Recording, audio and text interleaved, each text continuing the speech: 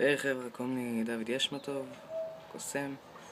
אני רוצה להראות לכם קסם שאני עומד כאילו עם חוט, כמו שאני יש חוט. אני עומד לחדור את האור. בבקשה שילדים לא יעשו את זה. אל תעשו את זה כי זה מסוכן. ותראו מה קורה. אני פשוט שם את זה ככה. תתחיל להזיז עד הופה. עד שזה פשוט נתפס לי בגרון. כמו שאתם רואים, נתפס לי בגרון, הופה.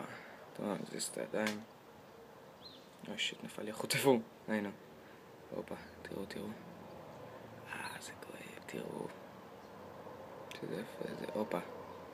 חוט פה, אין דם, אין כלום.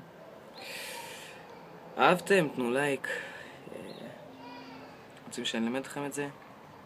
תחזרו בתגובות ויאללה. אוהב אתכם.